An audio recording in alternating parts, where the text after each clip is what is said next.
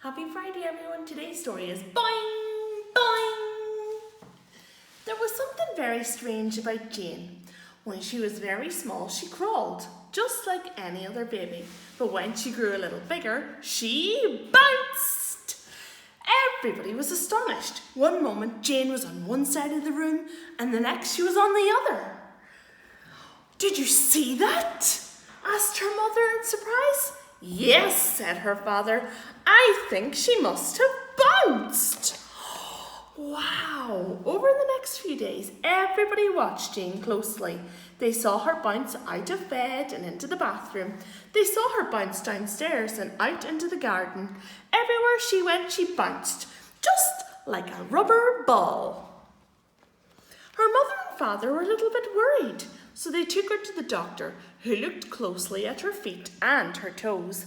Then he took an X-ray photograph of the inside of her legs.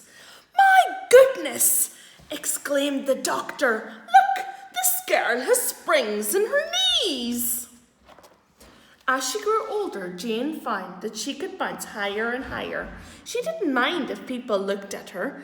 If they stared too hard, she just bounced right over them. That gave them something to think about. At school, it was very useful being able to bounce. She won all the high jump competitions very easily and did very well at other games too. They called her Springy Jane now, as everybody knew she had springs in her knees. There were many things Jane could do that other people could not. Deep snow was no obstacle at all, and she could always get library books from the highest shelves just by bouncing. In fact, being able to bounce came very useful in all sorts of places.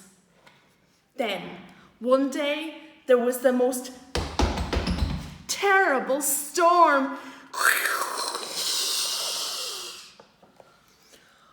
One old lady's house was completely surrounded by flood water, forcing her to take shelter on the roof. Nobody could reach her. Then somebody said, "Send for Springy Jane!" With a great effortless bounce, Jane landed exactly in the middle of the roof. She picked up the old lady in her arms and 1, 2, 3! Up she went and down again, right over the water. What loud cheering there was! Yay! Then, soaked to the skin, Jane bounced home and changed her clothes in front of the fire. The next morning, Jane felt a bit stiff. It was hard to bounce that day, and she found she couldn't bounce very high at all. Her parents took her back to the doctor, who taped and prodded her knees, and then he shook his head. "I'm sorry," he said. "Your springs got rusty in all that rain. I'll have to take them out, but don't worry, it won't hurt." With her springs removed, Jane couldn't bounce any more, but that didn't worry her. She found that it was good being able to walk, just like anybody else. And the townsfolk just had to get used to using ladders again. They still called her Springy Jane though.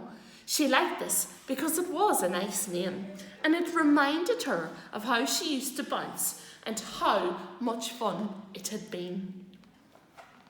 And as for the old lady, she was so pleased at the exciting way Jane had rescued her for her next birthday. She made Jane a cake. And there was something very odd about this cake. Instead of candles, there were, yes, that's right, icing sugar springs. There was a large present too, a great big metal spring. "Oh, good," said Jane. "I can bounce again." And she did. Boing, boing, boing. The end.